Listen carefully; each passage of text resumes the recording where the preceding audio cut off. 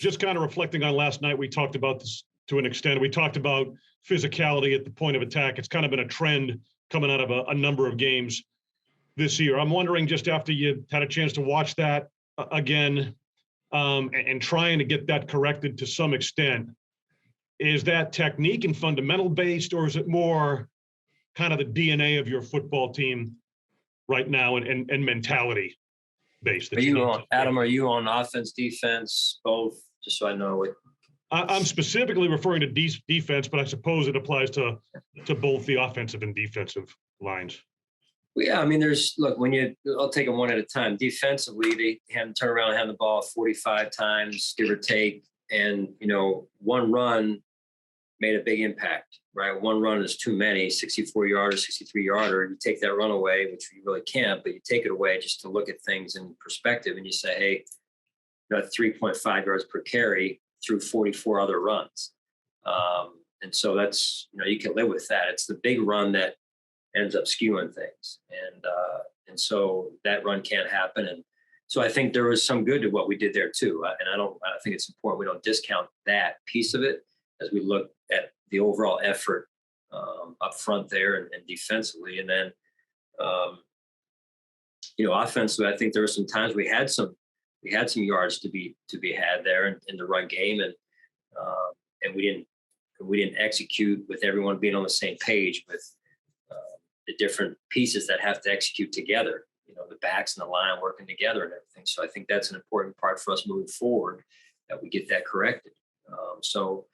Then there's some where we didn't establish a line of scrimmage to give our backs a chance. So, again, it's they got to work hand in hand.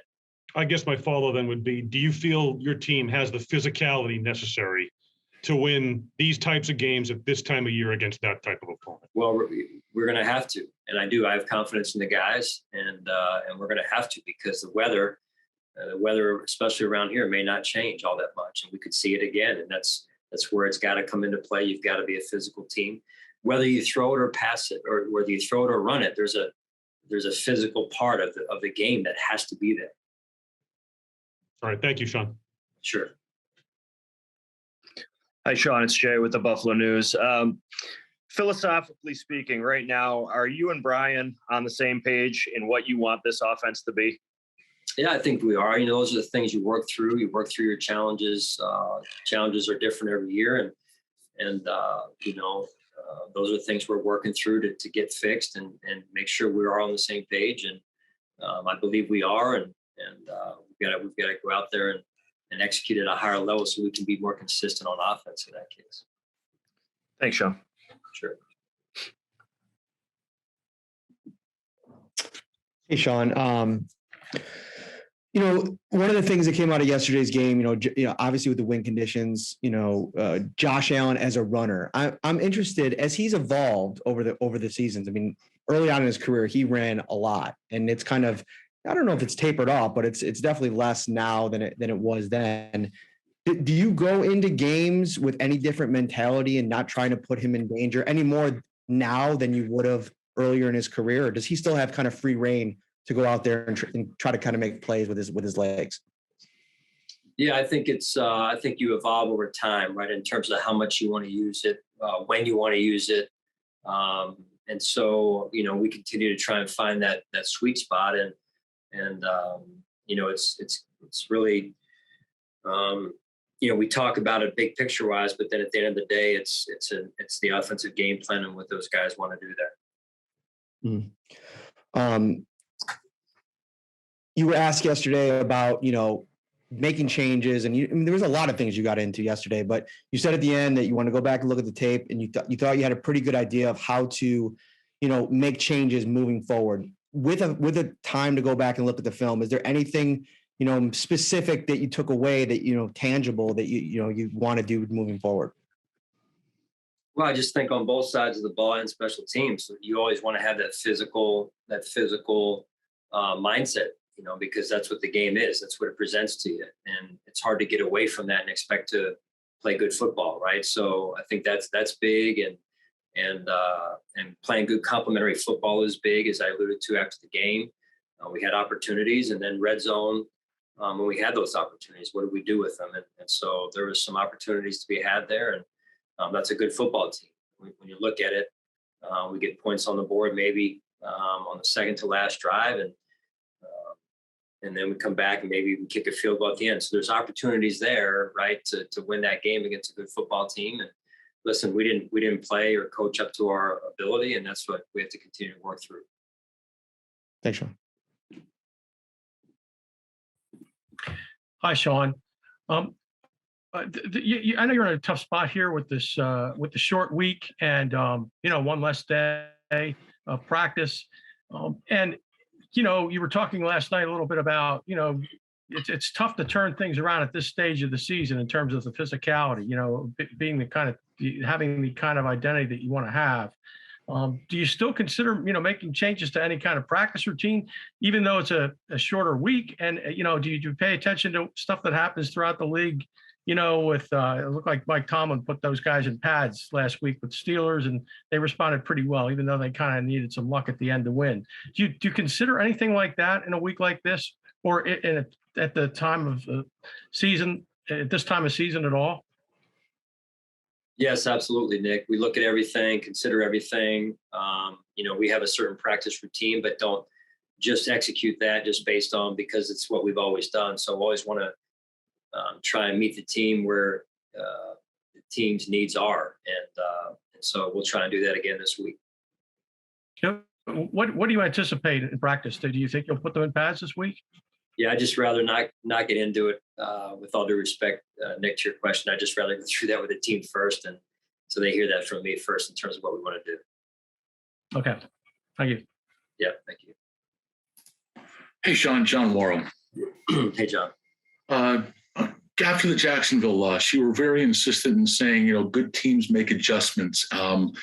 When you were asked if this team was in crisis, it's you've gone 2-2 since, and you also said good teams hold together, and it's all a matter of good teams sticking together, through the course of a season. What concerns you have 4 weeks and 2 losses later in regards to that? In terms of just your concerns about this team not having, still having experiencing these inconsistencies and an inability to string wins together, through the course of a season when you really need it. And when players have talked about, this is the time when teams need to start building, at crunch time. Yeah, listen, I think there's definitely still work to be done with that. And we've got to execute at a higher level to be more consistent. And yet through the game yesterday against a good team that's won 6 in a row, I believe, now 7. We were right there with opportunities to win the game. So we definitely have to continue to make adjustments and improve some of the things that we're doing. But the season's still, still out there for us right now. And we've got a big test, big challenge this week going down to Tampa. Just how do you brace against there seems to be some negativity out there. I'm not sure if I can't talk about what's inside the locker room, but there's a lot of negativity outside the locker room following that game. How do you guard your team against getting into the negative vibe that might be out there? Yeah, that's a real part of the noise, right? And whether it's really good or in this case, not so good. And we can't control that. And we've got to insulate ourselves and get ourselves ready to go to play a good football team and improve on our performance from the other night, from last night. Thanks, Sean. Yep. Hey, Sean. When Sal asked you yesterday about making the 2 returners inactive yesterday, you kind of alluded to needing to have trust in the guys you put back there. What do those players need to do to earn that trust back so that you can make those guys active? Yeah, it was more when you look at the weather the way it was, and you look at what happened to the Patriots, and they turned the ball over on their punt return team. I wanted to make sure I had a guy back there that was a veteran returner, and Micah that he's fielded some punts over the course of his career, and catching it was a small. It was a big challenge, and in some cases, a small miracle just for their side or our side, just because of the wind going both ways. And so, I just thought that was a critical piece of the game going into it. Have confidence in Speedy and Isaiah, and expect them when called upon to do the job and do it at a high level. Do you anticipate them potentially being active next week, seeing how the practice goes? What goes into kind of making that decision for next week? Yeah, we'll see. We'll see this week on the game plan and what we feel like, as always, is best for the team. Thanks. Hey, Sean, real quick. Sorry, it's Jay again. I forgot to ask earlier. Was John Feliciano close? Was he an option at all yesterday? Is there any kind of update on where he is? Yeah, we'll see. We'll see what this week looks like. He's still on IR at this point, so we'll just see where it goes. Okay, and then just coming out of the game, do you know of anything injury-wise that cropped up? No, nothing major that I can think of right now. Still haven't really met fully with our training staff yet, though. Okay, thanks, Sean. Sure.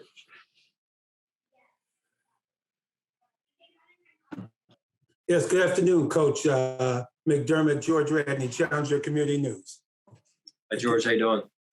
Pretty good. And quick question for you. On Tuesday, at the beginning of the game, when you chose to defer, I'm just wondering, how come with your choice that you didn't choose to go toward the tunnel and where the players come out of that tunnel, rather than ending up in the fourth quarter having to go into the win, where if vice versa, you could have had a better opportunity of kicking 2 field goals in that fourth quarter and actually winning the game, going toward that tunnel into the field. Yeah, there's a lot of options you have there, right, at your disposal. If you win the coin toss, so you can win the coin toss and defer like we did and go with the wind, go 3 and out like we did, George, there, and get the ball to our offense around midfield. And so we felt good about that. And then the ensuing drive after that was, I think, on the plus side of the 50 as well. So 2 scoring opportunities there for us early in the game, and so you give some of that up in the second half. If you take the ball in the first half, obviously you get the choice for the direction in the fourth quarter with the win there. So it's what do you want, and so we felt like we've had success going out there on defense, creating a 3 and out, getting the ball in good field position, which we did in a complimentary way. And we failed to get points out of it both times and actually turned it over on the second one. Right, because I noticed it with the New England kicker in the press conference last night. He mentioned he told the coach, "No way, I can't kick anything going in that direction. So you guys, you're gonna have to go for it or whatever, make some other type of move." So I thought that was, and the same thing in the Indianapolis game. The Bills ended up going toward that bad end of the field in the fourth quarter. Yeah, I mean, again, I think if you look at the statistics, I think most people, defer and try and take the wind early in the game to get momentum. And again, we had a chance to do that, and obviously we failed to accomplish that in terms of getting points on the board there with the win. And that was a big part of the game. And, they score going against the win on a run where they didn't have to throw it, and then we failed to put, other than the muff punt return by them, we failed to really drive the ball into the win early in the game right there. With the win. I'm sorry, with the win. With the win, right. Okay. All right. Well, thank you for your time, Coach, and good luck this week. Yeah, thanks. Coach, Mookie Hawkins, World Sports 1080. How's it going? Good, Mookie. How are you? I'm good, Coach. Yesterday, just give us your overall assessment. I know you watched film. I know you probably didn't like what you saw out of the tape, but just give your overall assessments on yesterday's game. Well, Mookie, again, without being repetitive, I'm probably going to be repetitive, but I just felt like we were inconsistent. We had opportunities to win the game, and as I mentioned after the game, you win the field position battle the way we did, and that's significant of a way. The 40-yard line, basically, average starting field position to their 22, 23-yard line. I mean, that's significant. And then 4 opportunities in the red zone. But there's other things that go into it other than just those 2. So, it's a team game, and we got to play better overall as a team. Absolutely. And Coach, from 20 to 20, you're one of the best in the league. But when it comes to the red zone, when the field gets short, this high-powered offense seems to struggle. I mean, what goes into that inside the red zone where you're getting those struggles as a great coach?